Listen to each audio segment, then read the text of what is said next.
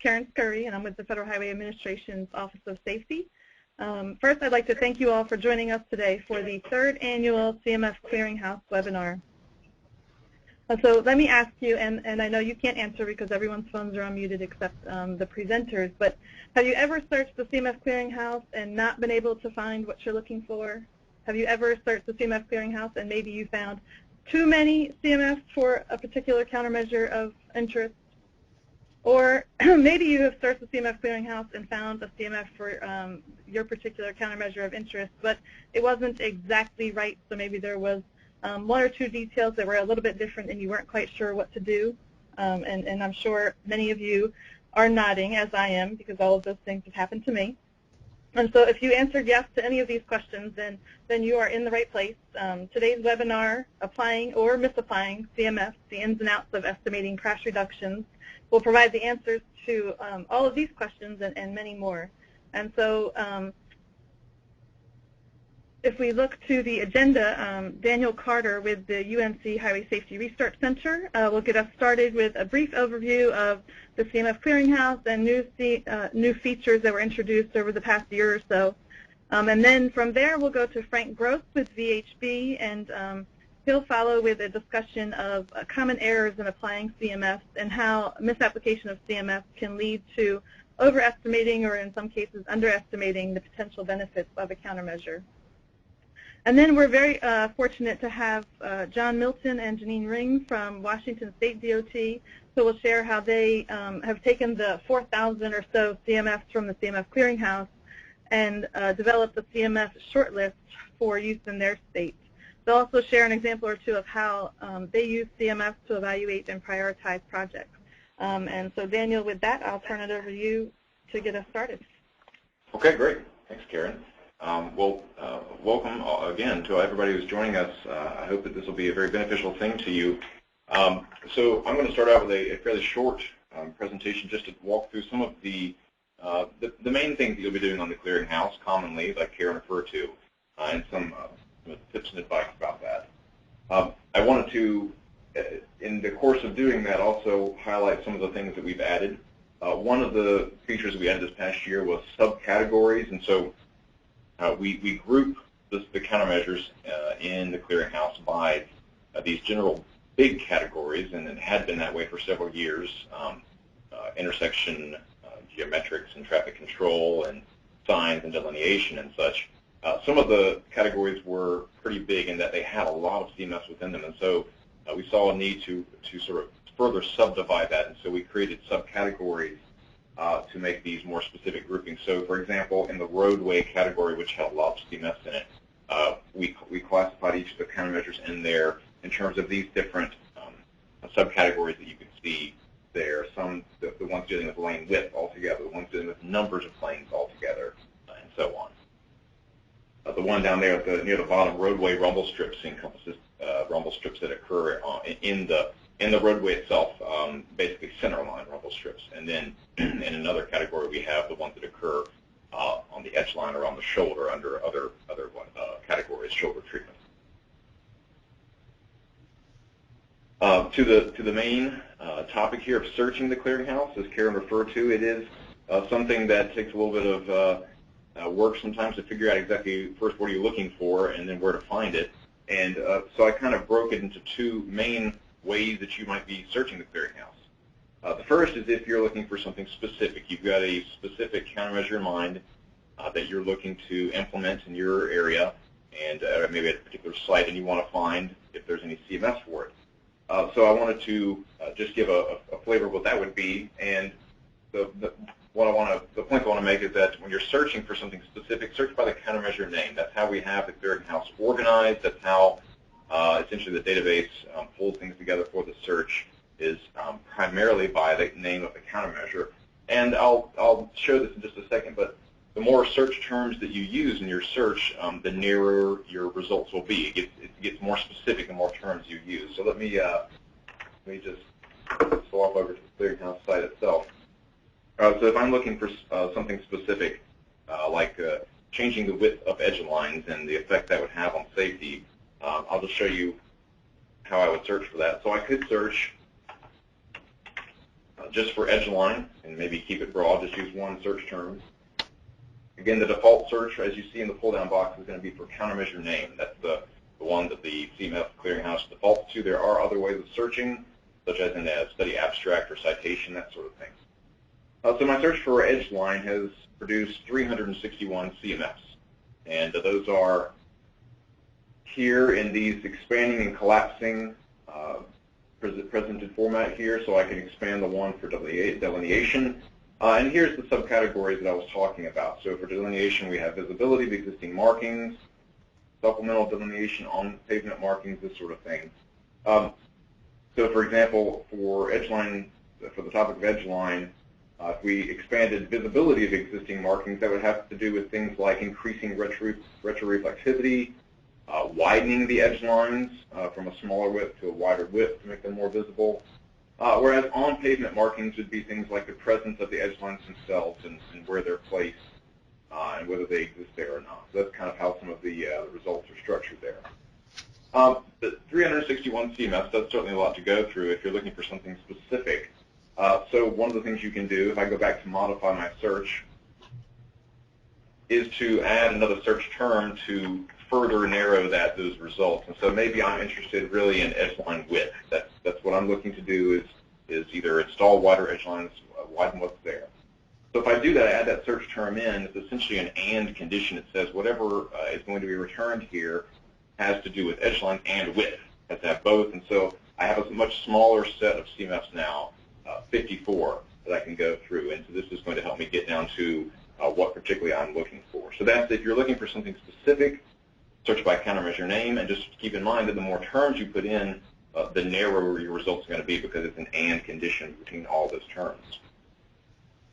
The other way that you might be coming to the clearinghouse, and a lot of people do, is to see what's here, what's in this. I've heard about this, or I just want to see what kind of CMF knowledge do we as a highway safety field have on topic X.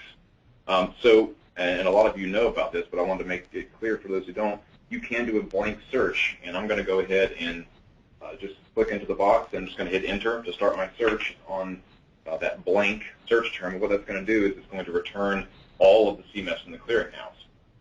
While that's cranking, because that does take about 30 seconds because it's going through the whole database, I'm going to highlight a few of the resources that we've added recently that you might be interested in.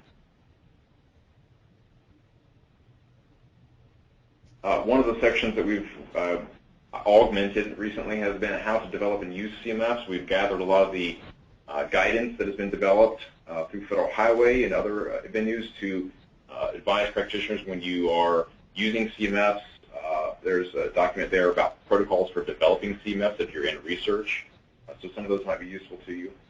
Another new section we've added has been this section on how to develop and use SPF, safety performance functions, those crash prediction equations.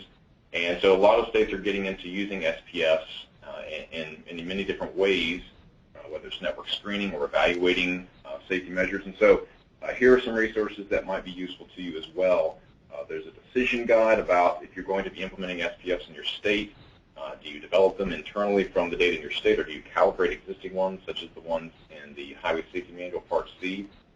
So that's a good document to look at, and then followed by a couple of others on more specifically if you're developing them with your data. That's the second one, and then if you're calibrating existing SPFs, that's the third one there, and a guide on how to do that. So just wanted to make you aware of that. Okay, well now we'll come back over to the search that we were doing, and the blank search here has resulted in about 3,500 CMFs, so certainly a lot to go through. But then it comes to the point of, well, what am I looking for specifically? And this is a case then where you can use two things to help you narrow down your search. One is the filters on the left-hand side, something that we've had for a little bit more than a year now. And so, for example, if I'm interested in or countermeasures that address a particular crash type, I can use the filters for that. This is actually something I did fairly recently for a study we were looking at to find countermeasures related to opposite direction crashes. And so maybe I'm interested in cross-median crashes, head-on crashes, and sideswipes. So I'm going to select those and hit filter. So that'll take that whole population, that 3,500 results, filter it down to show only those CMFs that address any one of those 3 crash types that I'm interested in. So now I'm down to 332 CMFs. So it's getting to be a smaller group that's going to help me get to what I want to look at. And now I can use the other thing, which is the categories, to see where do I want to go and explore. And so, for instance, maybe I'm interested in something that's on the lower cost side of things, maybe under signs. So this is now I can see these are countermeasures that have CMFs that address one of those, the cross-median or the head-on or the side swipe crashes there. One thing to point out here is that it says subcategory none. Some of the categories just weren't big enough to have other subcategories under them, and so that this, for example, signs does not. It just has one grouping, and so it's all under one subcategory, and for the database purposes, it's called none. But if we can expand this first countermeasure here for advanced street name signs, this is a tip of the hat to my next presenter here, Frank Gross, because this is a study he worked on. But we can see the CMF there, the 0.897, and that's for side swipe crashes, which is one of the search terms we were looking for. It's worth mentioning that if we were to go to that study specifically and its entry in the clearinghouse by clicking on that link right there, there are actually, at the bottom of that, we can see there are 5 CMFs that were produced by this one particular study. Of course, we only saw the side swipe CMF because that was what we had filtered down for. And I've already touched on the new resources there. We had a few others that we included also under some of the other sections of the resources, such as the benefit cost analysis and behavioral countermeasures. So if you're interested in those topics, please do go give those a look. The last thing I wanted to touch on here was something that we as the CMF Clearinghouse team with Federal Highway have been dealing with for a while, is that some authors in doing a CMF development study develop maybe just a few, 1 or 2 CMFs for any particular countermeasure. However, some other authors, some other studies had a lot of data available, especially a lot of detailed data, and they were able to do a lot of disaggregate analysis for any particular countermeasure. For example, we had one recently on right turn lanes, and so there was a lot of data available, and they were able to develop CMFs that were very specific for right turn lanes that had such and such percentage of truck traffic and this kind of thing, and so it actually produced hundreds of CMFs for that one particular countermeasure. We have had the policy largely to report all CMFs reported by the author in the paper. That has been the way that the clearinghouse has grown up since it was launched right at the end of 2009, is that this is the policy to include all the CMFs. But we wanted to take this opportunity to ask you as the user community how you would like to have us deal with topics like this, where for any one particular countermeasure we would have hundreds and hundreds of CMFs to include on the clearinghouse and potentially turn up in your search. So that brings us to the next polling question that we wanted to ask, which is in situations like this, what would be your preference to see in terms of the results that were developed by that particular study? So Patty, you can go ahead and fire that one up. So I've given 3 options there. First is large. You just want to see everything. You want to see all the however many CMFs were produced. Secondly, moderate. You want to see some kind of selected set. Maybe that's one summary CMF for each of the facility types or for each of the crash types or something, some kind of narrowed down set.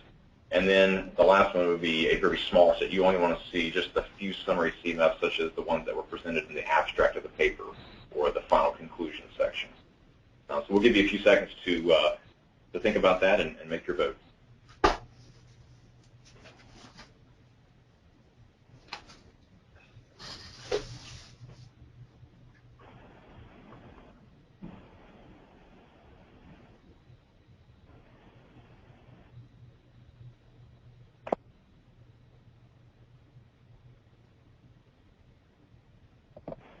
Okay, we're at about almost 80% of people voting. I'll give it a few more seconds, and then we'll actually go ahead and show the results of what we gathered here from everyone.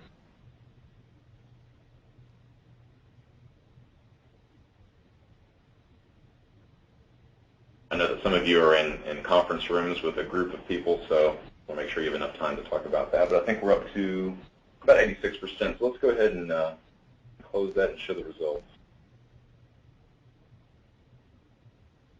Okay, so close to half want to see all the results, 40% for the moderate, and about 17% for just seeing the summary CMFs. Okay. All right, thank you for the input.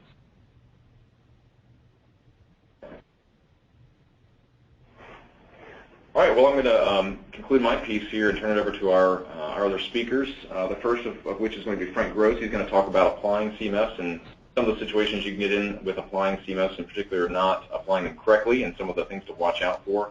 And then we're going to hear from, after Frank, we're going to hear from John and Jennene from Washington about the things they're doing in Washington State, in particular with the CMF topic, and some of the things they've been developing there. So we'll go ahead and hand it over to Frank. And I think you should have control now, Frank. Before we get started, I just want to make a quick change to the title of my presentation. So rather than calling this the misapplication of CMFs, I want to talk about the practical limitations of CMFs and selecting and applying CMFs with the limitations that we face. So when Daniel asked me to present, I thought it would be interesting to discuss some of the misapplications of CMFs. But then I started to develop my presentation and reflect on my personal experiences. And really, you know, I think we're constrained by the existing knowledge base, and sometimes we have to extrapolate results. And we're not intentionally misapplying CMFs, but we're just trying to do the best we can with those practical limitations. So today I want to talk about the keys to proper application of CMFs. I'll spend a little bit of time on that.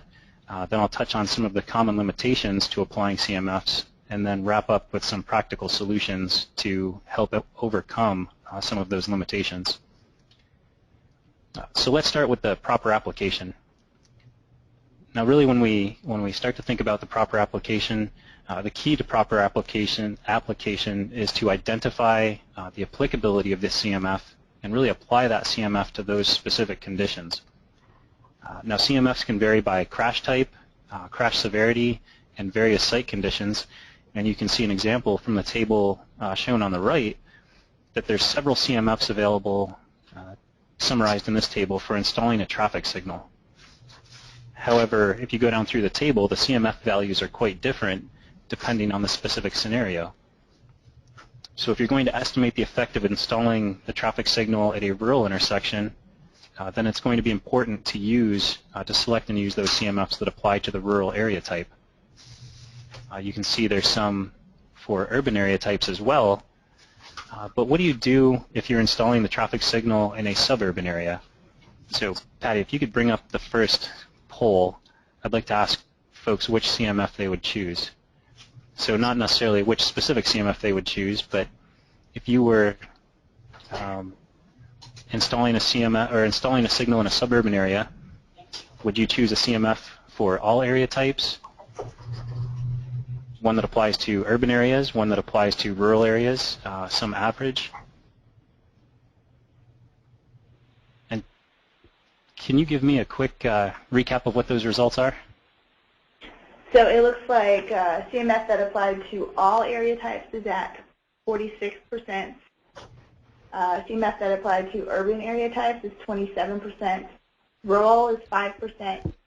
An average is 15%. And then none, we have 6% choosing. Okay, good. Thank you. So really, you can see that there's going to be a wide variety in terms of the application here. And even among the CMF user group that we all are, we have differences of opinions in terms of how those should be applied and selected. So that brings me to some of the common limitations. As Karen mentioned earlier, you may be faced with too many CMFs, you could be faced with too few CMFs, or there's the case where you may have 2 or more treatments. And really this last bullet applies to the situation when you're trying to estimate the effect of combined treatments. So let's start with the scenario of too many CMFs.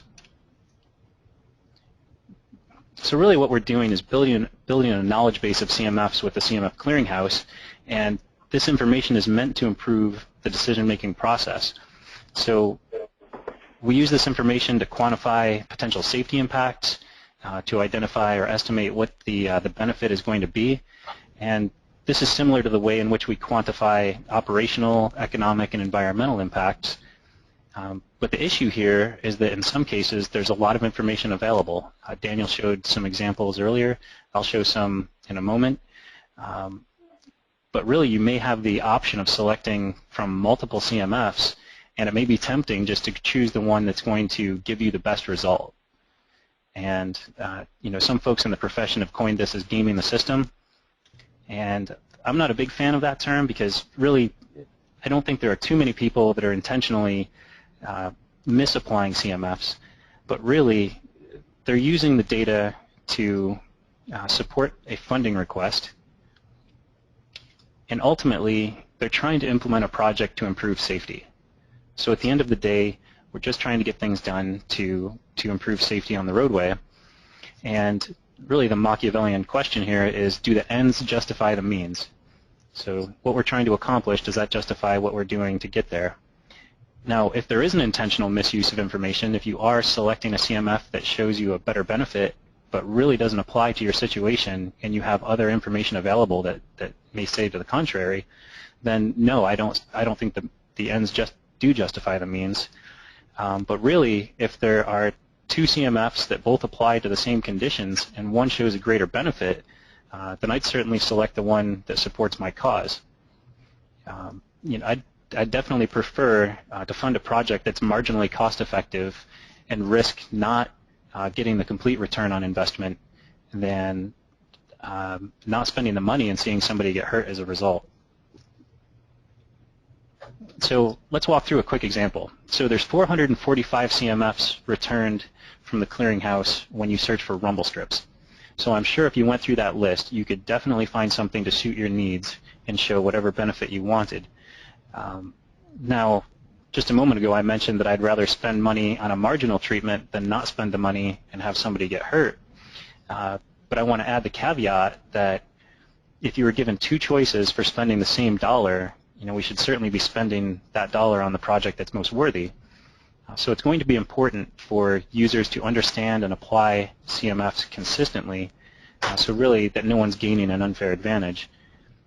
It's also important to understand that some treatments may be ineffective or potentially increase crashes under certain conditions. So for the 445 CMFs for rumble strips, the results really range dramatically from 100% reduction in specific crash types to more than 100% increase in other crash types for other scenarios. So really it's going to be important to review those scenarios and identify where the treatment is more or less effective. And if you're intending to apply rumble strips in a certain condition and those conditions may increase crashes, you want to know about that and maybe consider an alternative treatment. So now I'm being a little bit facetious, of course. When you use the filters from the clearinghouse, you can certainly reduce the list of CMFs to something more manageable and applicable. So in this case, I've applied the star rating filter. I've selected 4 and 5 stars to return only those CMFs with 4 and 5 star ratings. I've also applied the crash type and crash severity filters to focus on runoff road crashes and crashes that result in fatalities and injuries, to support the national goal of reducing fatal and injury crashes. And finally, I applied the area type filter to narrow down the search to rural roads. So let's assume that we're considering rumble strips in a rural environment. So with those filters applied, we get 16 CMFs back from the clearinghouse, and that's a much more manageable list to review. And you can see that I've expanded the results for the category roadway and the subcategory rumble strips. Now there's 2 countermeasures underneath that subcategory. One is to install edgeline rumble strips, and the other is to install edgeline rumble strips on roadways with a shoulder width of 5 feet or greater. So in this case, let's assume that we're looking at a roadway with a shoulder width of 4 feet. So I'm going to expand those 2 countermeasure categories on this next slide. And if we knew that we were looking in a rural area with a roadway that had 4-foot shoulders, it would certainly be a misapplication to go and grab the CMF of 0.34 in that second table to show a 66% reduction, because those CMFs in the second table apply to shoulder widths of 5 feet or greater. So that would be a clear misapplication of CMFs. But in this first table, Those are the two CMFs, 0.67 and 0.61, that really apply to the roadway that we're looking at and the conditions that we're looking at. And which one would you apply? So you have a choice here, and I'll ask Patty to bring up the second poll pod and give it just a moment. Which one would you select in this condition? Your slide while they're answering the poll. Do you want to remind them of what each value represents here? Sure. Both CMFs are related to runoff road, fatal and serious injury and minor injury crashes on rural roadways. So they're both for installing edgeline rumble strips. The first one is 0.67, the second one is 0.61. So they appear to apply to the same conditions. So it looks like about 26% of the respondents chose 0.61, 26% chose 0.67, 44% said they would average, and then 4% said neither. All right. So again, a range in results. Now, I didn't put the option in here of clicking on the CMFs to review the details page, but if you were to click on both of those CMFs, you would get into the detailed summary pages to identify other related information. And that's probably the best place to start to figure out if there's any other differences between these two CMFs. But I promise you that I went in there, I took a look at the two detail pages, and they're exactly the same aside from the CMF and the CMF ID. So they both basically apply to the exact same conditions as far as we can tell from the clearinghouse. So in this case, I'd probably select the CMF of 0.61. I know we saw some differences in terms of the poll, but I really wouldn't lose too much sleep of applying the CMF of 0.61 since it shows a greater benefit. You could be a little bit conservative and select the CMF of 0.67 if you wanted to maybe err on the side of caution. But I wouldn't consider selecting 0.61 as a misapplication in that case because really they both apply to the same condition. So just to change gears for a moment, there's the other condition where there may be too few CMFs. So maybe you'll just pick one that's close. So here's an example of where there were too few. Actually, there were no CMFs for the exact countermeasure that I was looking for. And to set up the safety issue, as you're looking at this photo, to the right of the screen, there's a horizontal curve that curves back into the screen. Along the inside of the horizontal curve, there's a good bit of trees, and they really kind of limit the sight distance to this driveway on the opposite side of the road. And they limit the view to what's really kind of a scenic vista. There's the Mount Washington Hotel and Resort that you can see in the photo. And what's pretty much completely covered by clouds is Mount Washington in the background as well. But on a sunny day or even on a normal day, as folks are traveling from right to left, they come around this curve and all of a sudden they get a view of the hotel and the mountain in the background, and you can imagine what they're looking at. And I'll give you a hint, it's not the roadway or the cars in front of them. So there's a lot of looky-loos along this section, and at the same time there's folks that are slowing down to either pull over and take pictures or turn into the resort itself. So there's a high potential for rear-end crashes. So an RSA was conducted, and the first suggestion was, let's install a right turn lane here so the folks that are turning into the resort can get out of the way.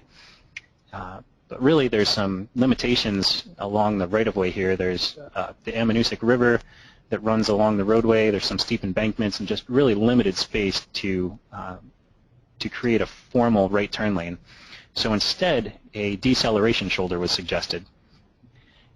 So there's no CMFs in the CMF Clearinghouse that apply to deceleration shoulders, but there are, on the other hand, 50 CMFs returned for right turn lanes. So again, on this slide, you can see that I've applied a couple of different filters.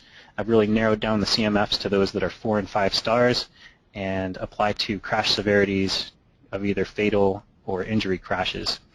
So with those filters, I get a list of 4 CMFs, and that's a limited number, but that's good. It's going to be a manageable number to get through.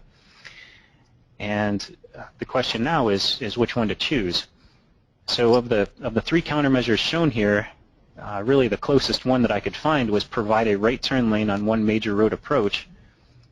So that's the one I'm going to expand here, and there's 2 related CMFs, one of 0.91, the other is 0.77.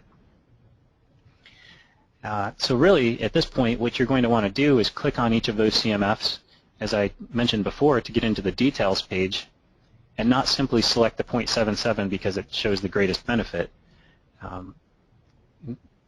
If you were to walk through the details page, you'd see that the CMF of 0.91 applies to signalized intersections, and the CMF of 0.77 applies to stop-controlled intersections. So in this case, the CMF of 0.77 probably is the most applicable because this is more of a stop-control scenario, being kind of a major driveway.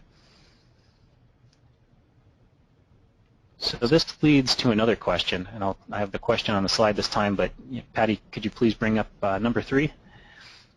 So the specific question is, was it acceptable to use the CMF for installing a right turn lane to estimate the effect of the deceleration shoulder? But a more general question to you is, what would you do in this situation? So if you don't have a CMF specific to that countermeasure, what's your method forward? Do you move on, just bypass the benefit estimation? Do you select something close, as I did in this case? Do you make it up using some type of engineering judgment? Or do you do something different? And you could type that in the chat pod if you do. So it looks like about 15% said move on. 66% said they would select something close. 11% would use their engineering judgment to estimate. And then 8% would do something else. I'm about to open that chat pod, see if we have any responses. We have one response that says we typically select historical data. One that says we're still unable, okay. One said 2 and 3 combined. Another said that there are ways of calculating your own CMF for a condition using state crash information. Another said other research periodicals other than CMF Clearinghouse. We have a question that says, can you average CMF? Yeah, I think we'll maybe hold off on that question until the end. Yeah. Yeah. Okay. Well, definitely thank you all for your responses, and you can see again that there's a lot of variation in terms of how folks would maybe handle that situation. So I'll kind of wrap up these points. I'm just throwing out a lot of different points, and I want to move on to the next one now about using multiple CMFs. So we talked about having too many CMFs, having too few CMFs, and now what if you have 2 or more CMFs and you want to estimate the combined effect of multiple treatments? So I've had folks ask, can you simply multiply the CMFs for 2 or more treatments to estimate the combined effect? And the answer is sometimes yes, sometimes no. It really depends. So if the treatment effects overlap, if the 2 treatments address the same crashes, then multiplying the 2 CMFs is really going to overestimate the combined effect. So I have a couple of scenarios here, and the circles, the different color circles, the one on the left is going to represent the kind of the applicable crashes for the first treatment, and the second circle represents the applicable crashes for the second treatment. And in this case, these 2 circles don't overlap, so they're 2 separate crash groups. You'll probably get a reasonable estimate by multiplying the 2 CMFs. In the second condition, there's some minor overlap in terms of the target crash groups, so you're going to get some minor overestimation more than likely. And then in this final case here, where you have quite a bit of overlap between the 2 treatments in terms of what crashes they are targeting, you're probably going to severely overestimate the combined effect by simply multiplying the 2 CMFs. So I don't want to give the final verdict on this yet. There's some ongoing research that will hopefully shed some more light on this subject. But again, the answer is that it really depends, and there's definitely the need for some engineering judgment here. Now, in the interest of time, I'll bypass the next poll question, but it really was, can you multiply these 2 CMFs? And the answer is no, because the 2 CMFs, although they are trying to target similar crash types, they apply to different target crashes. So the first one, stop ahead pavement markings, applies to fatal and injury crashes, and the second CMF applies to angle crashes. So they're 2 different treatments. They apply to different target crashes, so you can't multiply 0.88 times 0.42.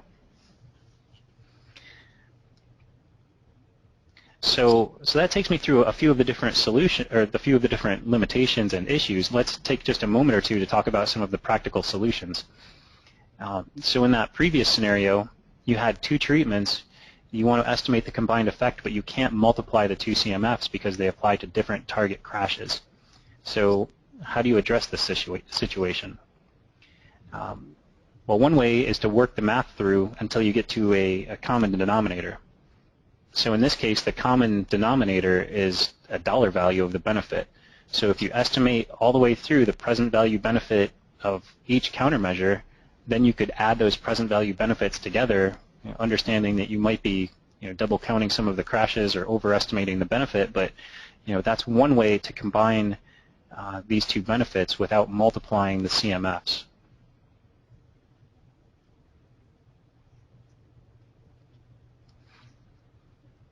Another practical solution is to be consistent across the organization in terms of how CMFs are selected and applied. So I mentioned this earlier, and the issue is really we need to get everyone on a level playing field when it comes to applying for funding.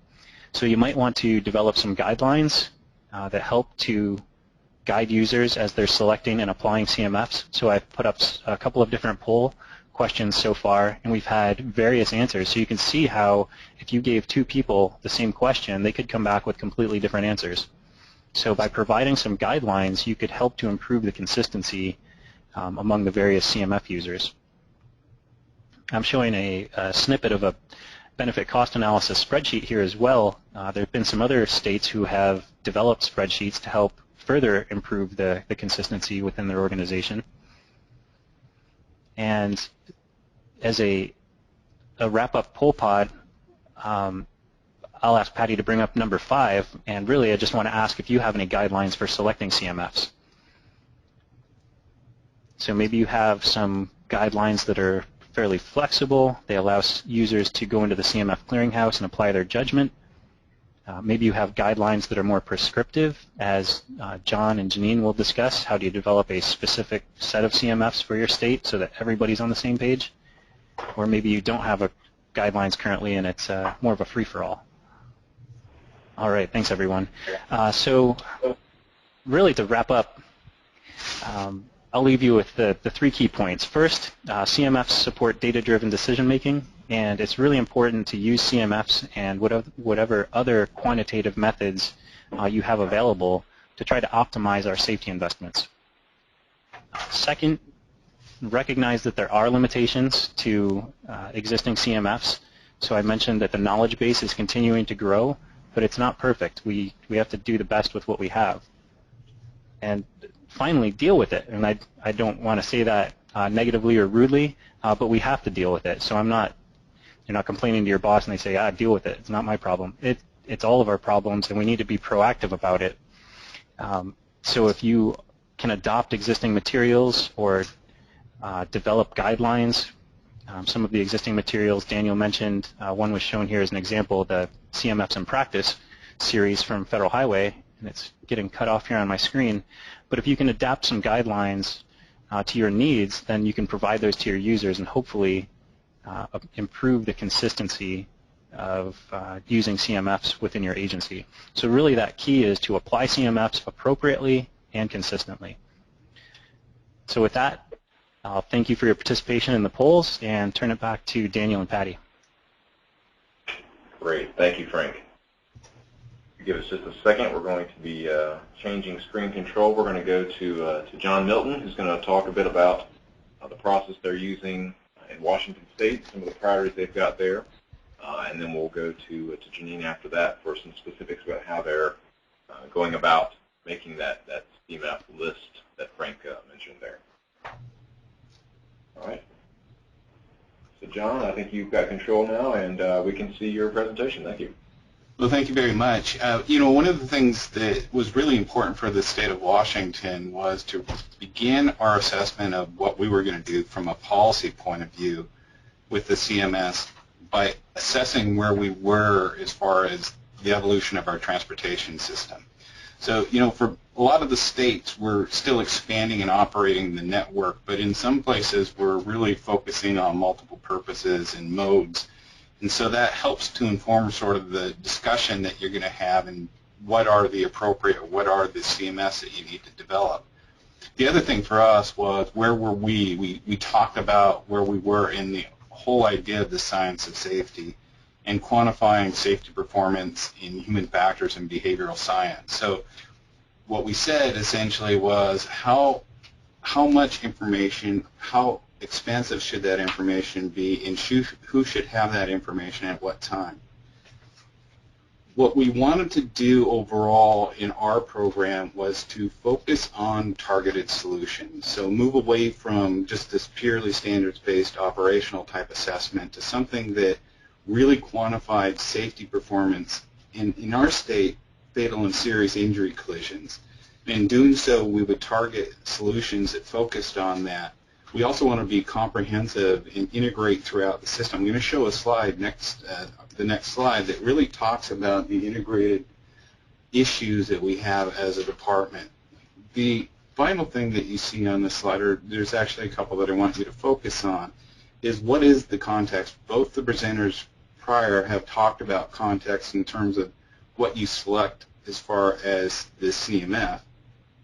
That's a very important discussion, as well as if you are developing a CMF program, what is the context and under what circumstances are you going to be using these tools?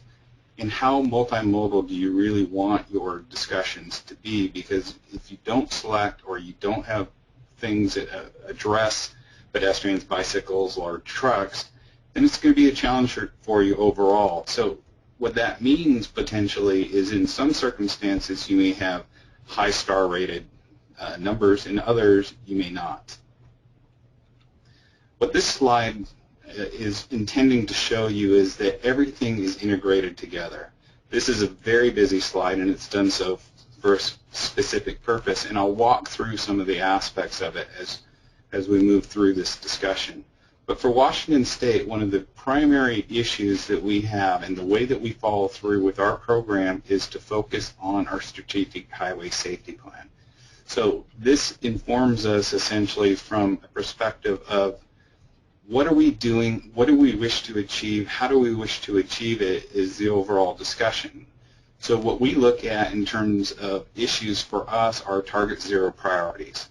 And from those priorities essentially are a series of strategies that we use to help inform what are the CMFs that we want to look at. So in this case, as we looked at our target zero priorities, within our priority one system, we had run off the road and intersection related crashes.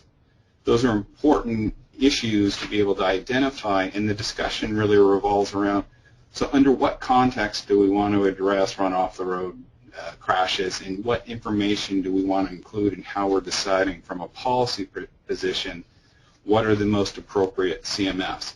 A lot of times we get focused on the quantitative aspects, but it's not just quantitative aspects that we're really dealing with. I'm going to move into performance management as far as run off the road are considered here. If you look at run off the roads from a tracking and evaluation standpoint, what this slide is really trying to show you is that much of what is related to the crashes that are involving run off road, very little of it is related to the infrastructure, but there are other contributing circumstances. So how do you best address those other contributing circumstances? If you really want to run off the road, reduce run off the road crashes, you have to look at and evaluate CMFs related to speeding, impaired driving, whatever it might be. We have a very close interaction with our partners within the NHTSA side, and we have these sorts of discussions about how do we best address those issues. Also, from an asset management standpoint, these issues become critically important because it ultimately means if you're going to select a CMF and you're going to apply that CMF, how's it going to be maintained? What is it going to do to the system overall? So take, for instance, rumble strips. Rumble strips are a very effective CMF, and part of the performance that you have with them is how they impact the driver and inform the driver. But the other issue is that CMF, or these rumble strips, may have impacts to other modes of transportation. So there may be a positive CMF for the the user that's in the vehicle, but a negative for the pedestrian or bicycle. The other issue is that there may be a negative influence from a maintenance standpoint if it's put on the wrong sort of route. Not to say one way or the other how you select that, but it's important as you inform your decisions in CMF selection. Cable medium barriers, for instance, have a pretty significant impact in terms of how long it takes to actually get those systems back in place. Cable medium barriers work very well, but they are a maintenance issue sometimes for some states. The other issue that we talk about in terms of CMF selection is that CMFs have impacts overall to like our electrical systems. In some circumstances, the benefits may change just from a crash modification, crash reduction point of view to we can put these in the system and remove our fatal and serious crashes. We also get the benefit of having less maintenance to go out and do the electrical system work. But again, what this is about informing the decisions, not just in terms of the safety impacts, but the impacts that you may have in other areas throughout your department. It's important not to overlook those issues because ultimately the implementation of the CMF in its impact in reducing crashes is what you're trying to get as an outcome. And if there are issues in that implementation, you're going to have challenges. The other thing is that from a risk management standpoint, I'm a risk manager, so this is an important aspect for me. How you use the CMS and the policies that you build behind it are very, very important policies. You know, in our state, I'm showing you this slide just to give you an idea that we're going to have to change the way that we do business. In the past, we had a program that was much more financially sound than we do now. But that means that the decisions that we're going to have to make are going to be much more effective and efficient in the way that they're carried out. And if they're not, then the challenges are pretty substantial for the state. So the CMS that we select have to be very particular, they have to be high quality, and they have to be something that we can implement on a readily basis. The other thing that we recognize is that how you apply CMFs is very, very important. We see this in terms of what are the Tier 1 benefits. If we go out and use targeted solutions, we get a significant impact. But when you begin to combine multiple CMFs, are those impacts as great? They may or may not be. Are they beneficial overall to the system? They may or may not be. And how you apply those CMFs has to include that, because your effectiveness in reducing fatals is incumbent upon your understanding essentially how multiple CMS might work. Now this is just another historical perspective for Washington State. And what I want you to focus on is the systemic treatments line up above. The other issue that you have a lot of times is that many of the CMS were developed for localized conditions and localized issue. And when you carry them out on a systemic basis, the benefits may not be the same. So one of the things that I would suggest in any policy development is that you consider how these CMS are going to be implemented from a programmatic perspective, whether it's going to be localized or whether it's going to be something greater than that and into the systemic treatments. We really focus on systemic treatments. We encourage others to do so. But how you carry that out, again, is important about what you know both from a local and system-wide basis. Now, this is just going back to this slide. One of the important aspects that you need to understand as you're beginning to develop this is that the decisions you make related to the policy on the CMF selection and use impacts everything throughout the program. If you don't align what you're doing within planning, programming, scoping and design, product construction, or operations and maintenance, you have the potential for failure in terms of that CMF being carried out appropriately as you want it to be. The other thing is you need to look at how you're doing your design and how you're bringing in other modes. Why that's important is because it determines how you're going to use those CMFs at what time within the process of project and program development process, as well as the appropriate trade-offs you're going to make from a modal integration standpoint. So what this is just saying is kind of our philosophy in carrying things out. CMFs can be used in planning, programming, design, and they're used slightly differently. But for us, everything is data-driven, science-based, and statewide in the way that we look at things. We like focusing in our state in fatal and serious crashes, and so we're going to focus more on CMFs related to those types of issues. The other thing is we like to look beyond just infrastructure and engage our partners in education, enforcement, and EMS. So we want to the extent that we can, have those types of CMFs, but recognizing they may be a little bit more challenged than some of these other ones. The other thing is that we want to make sure that any of the CMF selection that we have is appropriate for the vision of the corridor. So CMFs may not be appropriate in certain circumstances, and that needs to be outlined in any policy that you're developing.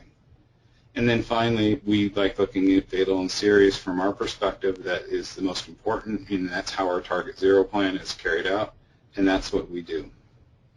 So ultimately, basically, what we're looking at is we view alternatives locally, but we also look at it from a statewide perspective.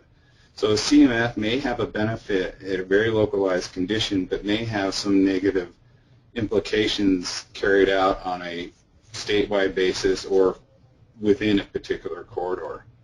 The other thing we try to inform people is that most events are possible, but not all events are probable. And so focus on those most probable events in carrying out and making the selections for your CMF. When you have a table and many different issues that are occurring out on the roadway, which are the most appropriate to select is also which is the most appropriate to apply CMFs.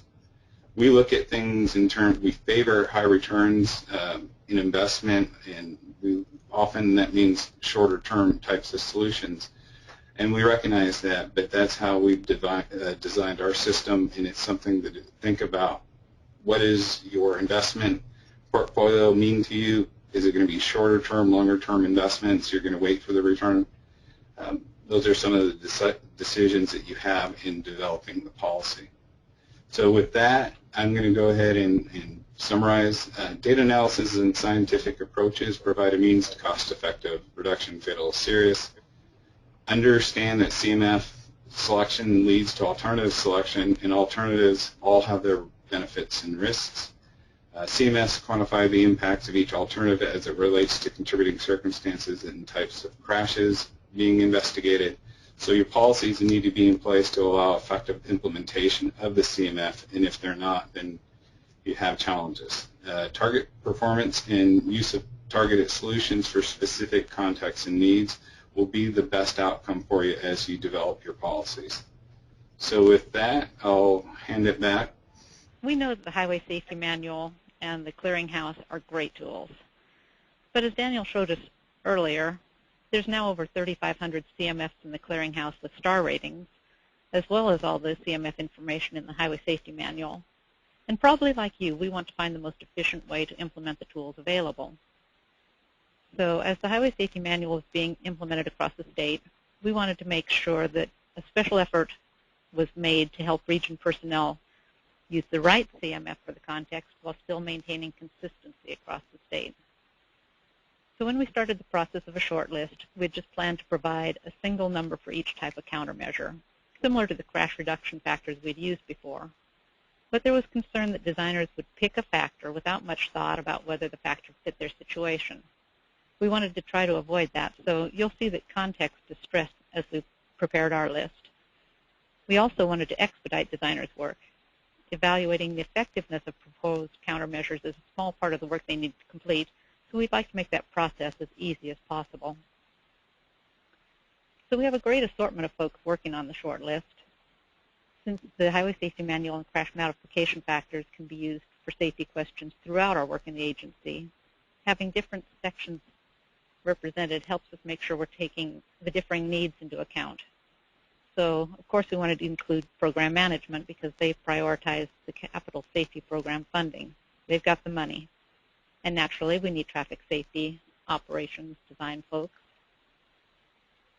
We included risk management because they're leaders in our sustainable safety program, so a tip of the hat to John there. Local programs is on our team because they work with the cities and counties and we're trying to get this information spread throughout the state. Our design office needed to be there because they're the folks that create standards and approve deviations.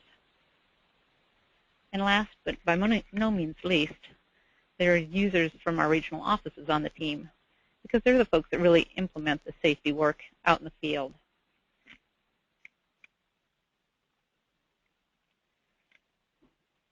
So as we work on the short list, one of our main resources is the CMF Clearinghouse. We review not only the numbers and star ratings in the Clearinghouse, but we also look at the research behind the numbers. Naturally, we use the Highway Safety Manual, and we've also looked at short lists from other states. We very much appreciate the willingness of others to share what they're doing. We keep an eye out for new research as well. For example, we were very interested in high-friction surface treatments, and when we started looking into it, the Clearinghouse had a number of friction treatments, but the CMFs had a pretty narrow context, which wasn't comparable with the calcium bauxite treatments now available.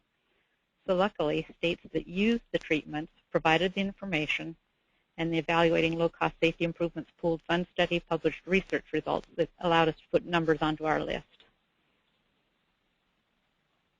So this is a picture of one of the pages of our short list.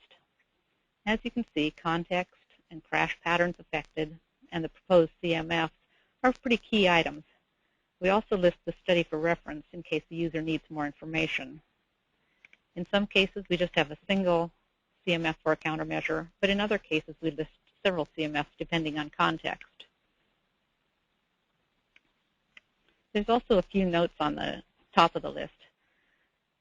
One is to let folks know that the list is not and never will be comprehensive, and we provide a link to the CMF Clearinghouse. There's also a caution that if they want to use a CMF that's not on the short list, they need to check with the funding organization to get their approval prior to use, because we do prioritize on a statewide basis, and we want to make sure we have that consistency. Another note states that the goal of the list is to provide the consistent CMFs, and that the CMF needs to be used within the context shown. And finally, there's a note that some of the CMFs are just interim CMFs and that they will be replaced with more statistically reliable CMFs when they're available. So here's a copy of one of the review forms. We recommend that users look at the forms along with the short list as they select CMFs because it gives more information. This example shows the high-speed roundabout review list. And as you can see, we've got the different severities of crashes. We've got the different types of crashes on here. When we went out to the field, and went out and did a public meeting on high-speed roundabouts, we wanted to give the full picture to people so that they would know what we were expecting for performance.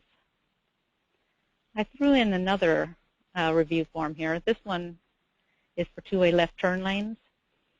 In this case, we provided CMFs from the Clearinghouse, but we also included information from the safety manual on a crash modification function. The crash modification function probably gives the best CMF because it's so context-driven, but the equation might be a little over the top for issues like planning studies that won't be doing in-depth analysis, so we wanted to give people the options.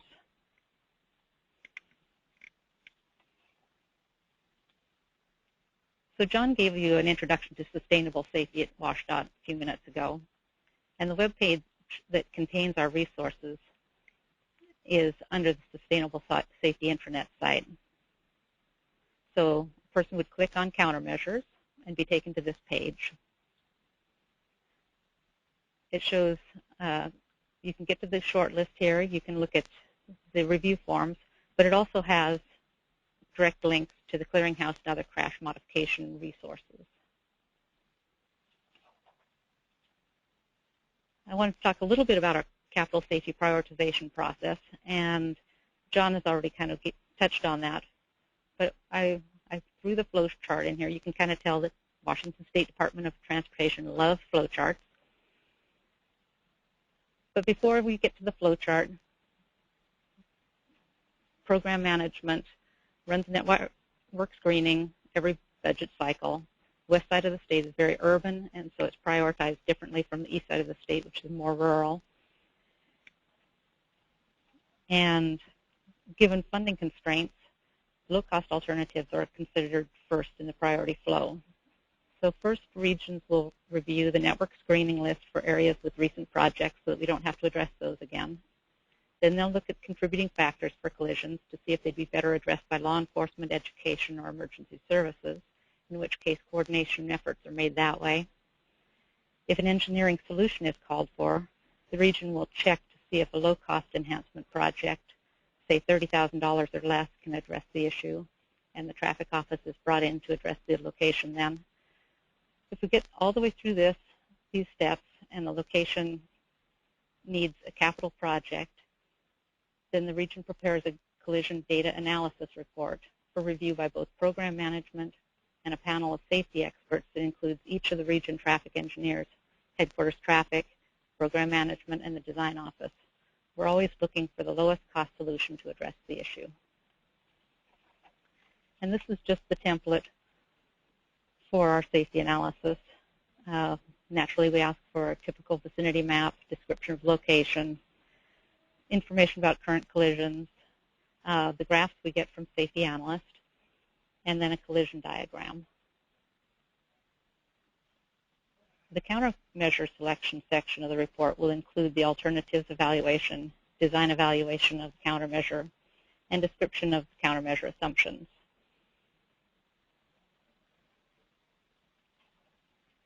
So this is just a quick example. The top photo shows an intersection of SR 510 in Olympic region. Posted speed limit here is 50 miles an hour. The section of highway is classified as urban, but it has a very rural feel.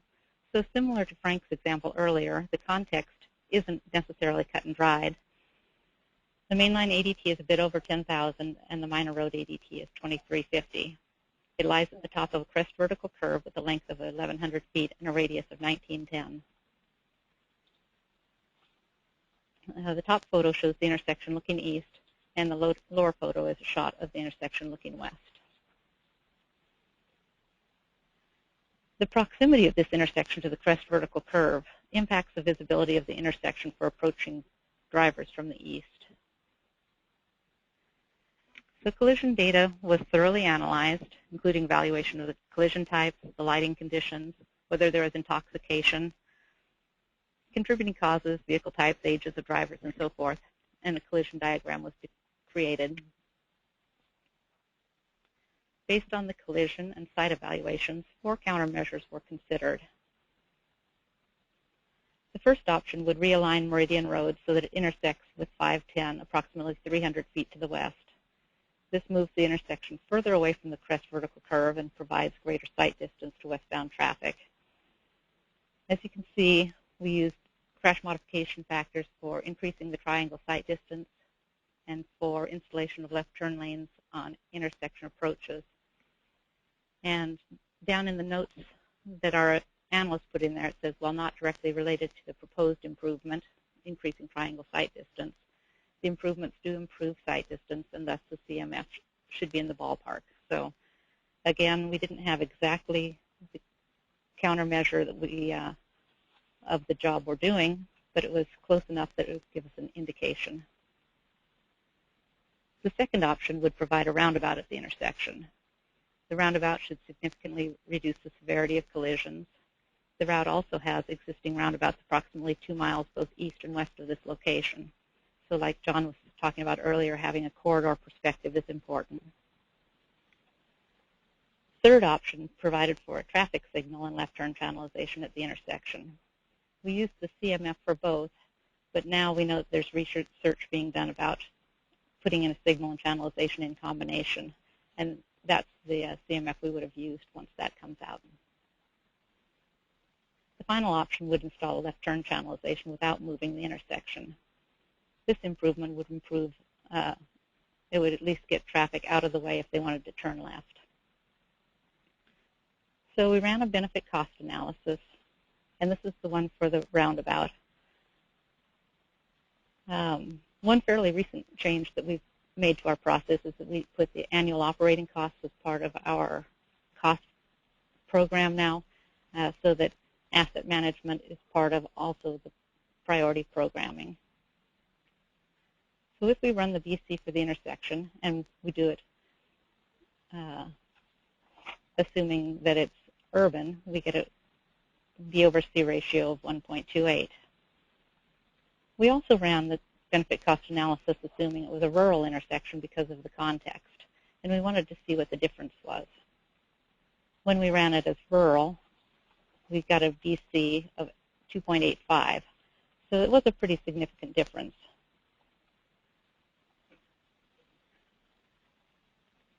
At any rate, the roundabout was selected as the preferred alternative based on the benefit cost and the success of roundabouts in reducing high-severity crashes.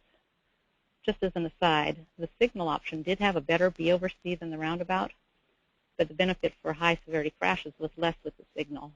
So in accordance with our Target Zero philosophy, the roundabout was chosen as the preferred alternative. Additionally, the roundabout fit the planned character of the route with the roundabouts on either side of it. So using CMFs within their context as much as possible is a key to the alternative selection process we use and helped us to come up with a conclusion we're really comfortable with. So overall, we're still making progress implementing the HSM. Most of us are still learning as we go, but communication across the agency and with local jurisdictions, and really importantly with users across the nation, has been a real key to success for us. So I wanted to share what we're doing, but I also appreciate very much hearing what other states are doing at this time. And that's what I had for now. Great. Thank you, Jennene.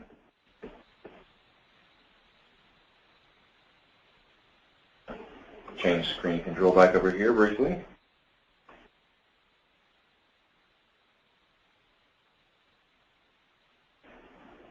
Well, I wanted to take a couple of questions, and there's been quite a few submitted through the webinar software. I definitely won't have time to get to them all, but maybe we'll address one here before we wrap up, one or two, and then what we'll do is we'll make a compilation of all the questions, and we'll write responses for each of those and make that document available to all of you who've attended the webinar. We'll also post it on the website where we're going to put the recording of the webinar and all the presentation slides. So that'll be part of that archived webinar proceedings.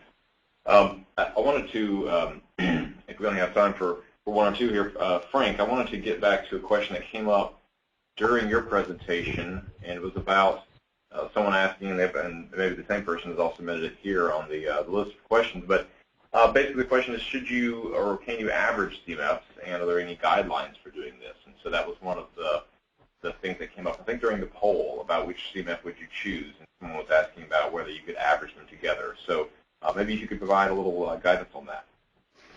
Yeah, that's a good question. Are you getting feedback? That sounds good over here. Okay, great. I'm not sure how much guidance there is currently on that. I think that some agencies may be developing their own lists, and in that they may combine multiple CMFs to come up with one estimate, kind of as the Highway Safety Manual did. So there are some, I think, papers out there on meta-analysis which take multiple CMFs and aggregate them together. So that would be one option for doing that. Very simplistically, I think if you felt that averaging 2 CMFs would give you a more conservative answer, then I don't have too much of an issue with that. But I don't think there's very clear and consistent guidance on that. Okay, great, thank you. Let me take a chance for just one more question here.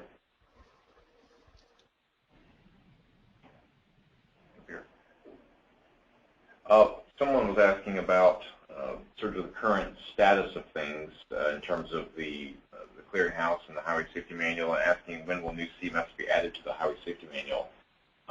So just for those who know, the Clearinghouse, we do have a regular process, quarterly process of identifying studies, looking at ones that develop CMFs and including those in the Clearinghouse with the rating.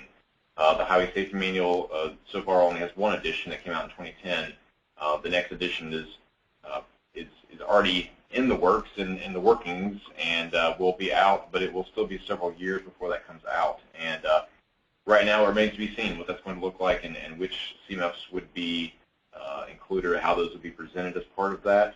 But in the meantime, we'll still be adding CMFs to the clearinghouse on an ongoing basis. We do regular searches of professional journals, conference proceedings, and also we every now and then have a user such as yourself submit a study to us, maybe something you've done in your state or you've just come across that we don't have in the clearinghouse. If that's true, please do submit it, and we'll include it in our next review process, the next review period. So if you have any of those, please do send them along. Well, I wanted to go ahead and hand it over to Karen to take us to the final wrap-up here of this webinar. So Karen, if you would. Thank you, Daniel. So if you're looking for more information on the application of crash modification factors, we have several training and technical assistance opportunities that are available to you. We currently have 2 NHI courses specifically on CMS. Many of our courses do integrate the application of CMS into them, but one is on the application of CMS, and this shows you how to apply CMS in the safety management process.